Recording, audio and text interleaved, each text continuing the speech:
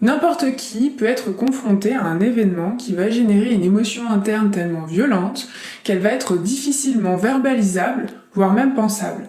C'est ce qu'on appelle un traumatisme. Le traumatisme psychique est une forte réaction émotionnelle, une sorte de choc, qui vient dépasser, voire effracter nos défenses habituelles normales. Être confronté à un événement traumatisant peut compromettre notre sentiment de sécurité et même notre propre identité. Longtemps après avoir vécu un événement traumatisant, s'il n'est pas traité, on peut encore ressentir une peur intense, accompagnée d'un sentiment de honte ou d'impuissance. Lorsque le souvenir d'un événement traumatisant et les pensées qui l'accompagnent persistent ou se font plus envahissants, ils peuvent mener justement à un TSPT, c'est un trouble de stress post-traumatique.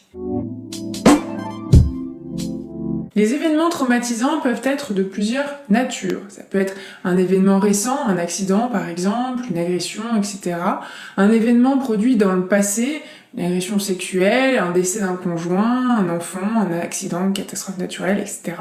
Ou bien une expérience éprouvante, répétée et prolongée, des négligences continues durant l'enfance, des sévices sexuels ou physiques, etc.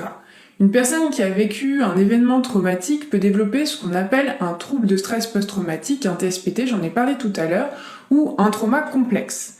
Le traumatisme complexe est le plus souvent associé au traumatisme répété et prolongé.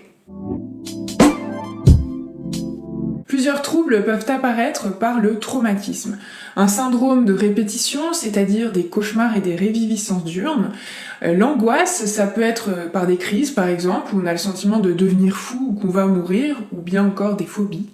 Une dépression avec des ruminations autour de la mort, une mélancolie, une tristesse, etc., qui comporte un fort taux de risque de suicide. Des troubles du comportement, avec des replis sur soi, un isolement, des comportements de honte, d'agressivité, parfois même des accès de violence, ou bien des conduites à risque, et des plaintes somatiques. Je rappelle toutefois que ces troubles peuvent apparaître à la suite de l'événement, ou bien des heures, des jours, voire même des années après.